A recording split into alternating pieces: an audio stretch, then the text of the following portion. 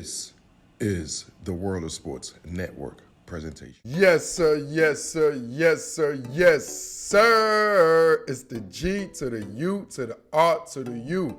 And welcome. We're doing our Week 8 preview, right? So before we get started, let's go back, rewind to Week 7. So we finished 5-2 last week, with our two losses being the Patriots and the Seahawks. So it's not too often you're going to see Belichick and Pete Carroll lose in the same week. So we take that as an anomaly. So all in all, that brings our overall record to 29-17. So that's around a 58% winning percentage, which is absolutely excellent. So let's get it started on week number 8, man. So game number 1, we're going with the Atlanta Falcons taking on the Carolina Panthers, man. Hey, I love the Panthers. I love Matt Rule. Y'all know this content. You know how I feel about Matt Rule and what he's establishing in Carolina, man. I love the Teddy Bridgewater. I love the sneaky, one of probably the best free agent pickup nobody's talking about except the guru is Robbie Anderson, the wide receiver for the Carolina Panthers. All right, but in this Thursday night matchup, I look for the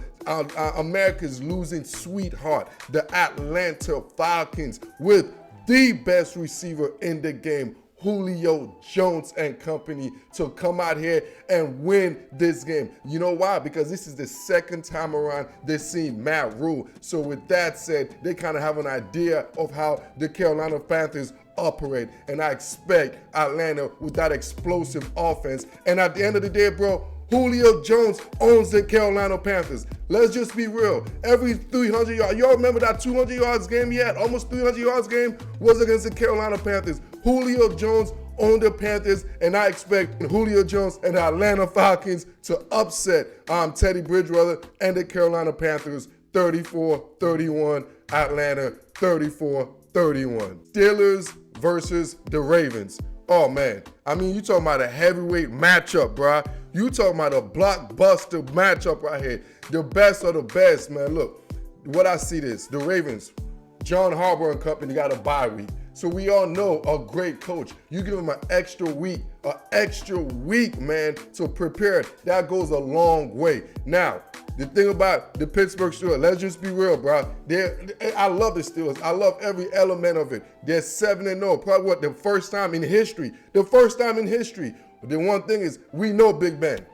Like, let us be real. I love Big Ben. We all love Big Ben. Trust me, I'm a Big Ben guy. But we know Big Ben finna throw that. We know there's going to be a game. We saw the Tennessee game, right? So I anticipate the Baltimore Ravens with Greg Roman to establish an early lead, man, with a great scripted first 15 plays because of the extra week of preparation. That first 15 plays gonna get the Ravens ahead of the Steelers, which the Ravens do well on when they're ahead. So I expect the Ravens to keep that momentum going after a bye week and defeating the Pittsburgh Steelers and giving them the first loss of the season, 26-24 Baltimore, 26-24 Baltimore. New Orleans taking on the Bears.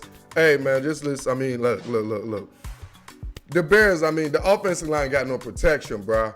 I'm talking about the offensive line is they're loose, like a Trojan condoms, man. It's like Trojan condoms. You use Trojan condoms, you get a whole bunch of baby mamas out there. That's the Bears offensive line. They can't protect you on nothing. You got STDs when you go behind that line, bro. I'm telling you, Nick Foles, Mitch Trubisky, I don't even know who the heck will play in that line. That's guaranteed. And you coming out there with the New Orleans Saints defensive line coming out there, they don't put some pressure on the Chicago Bears. Frankly, they can't score.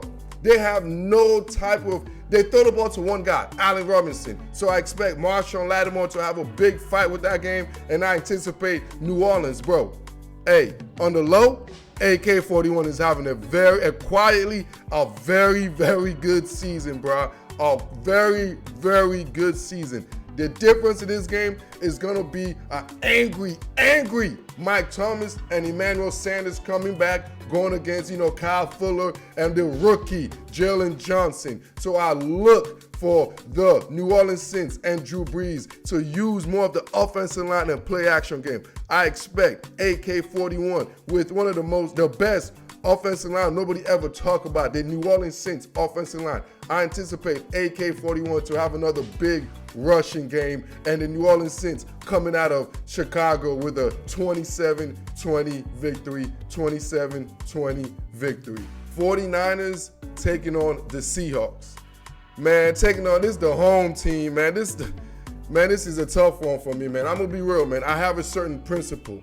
You know what I'm saying? I have a certain theory when I come to picking games. A team that goes to overtime, especially a hard-fought division game, a team that played in the overtime, I always go against them the next week, bro. It's just that extra quarter, that extra game. It's just for some, it's like in basketball. It's like going back to back. I don't like it. I know Jamal Adams might be coming back. I just don't like it. The Seahawks defense is not where I want it to be. They're just fatigued. I expect Kyle Shanahan to do what Kyle Shanahan does. Just scheme his way out of situation. Scheme his way for Jimmy G to get some screenplay here. Because there's a lot of deficiencies as far as the Seahawks defense, man. And like I said, I don't like a team that played in overtime the week before. Who played in overtime? I believe the Tennessee Titans or whatever last week. A team that played in overtime. I don't like them the week after. So I see the 49ers winning another classic ball game in Seattle. 31-29 San Francisco. 31-29 San Francisco. Raiders versus the Browns. Bro, there's something about the Raiders, bro. Like, I don't like Derek Carr.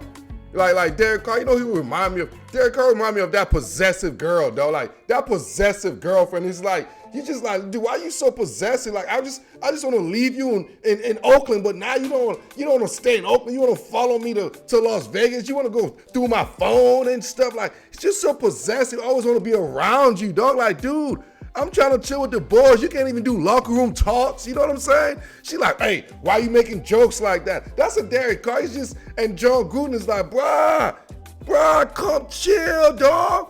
Chill. He's like, I can't even talk. That's my co-worker. You know what I'm saying? She's my co-worker, dude. Derek Carr is too possessive. You know this ain't going to work out. You know, because you know John Gruden is already flirting with other girls, man. You saw what he did. He was flirting with Brady. You know what I'm saying? He got a little thing, Mariota's like, he's just out there, dog. We could tell he's out there. He wants something else.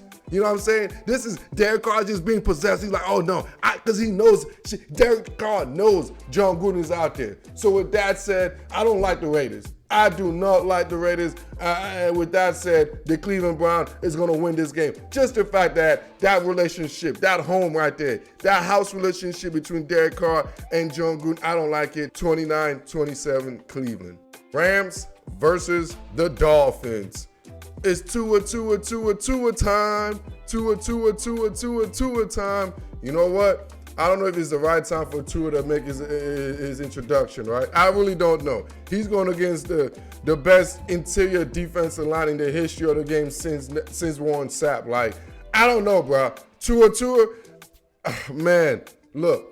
I'm excited to see what Tua is about to do. I'm excited because I don't know what he's going to do. That's why I'm excited. So I can't anticipate. I'm in the edge of my seat waiting for Tua. But unfortunately, and I think Aaron Donald, man, the best Aaron in the world, man. And look out for that rookie. The one, y'all go check the kid out, man. Y'all check out the content. Terrell Lewis, man, the rookie out there, he's shining a little bit. Jalen Ramsey and the Ramsey Company, I anticipate them to have a Tua casserole in South Beach. We're coming with a 28-17 victory, man. Delicious 28-17 victory. My Indianapolis Colts versus my Detroit Lions. I'm going to be real with y'all.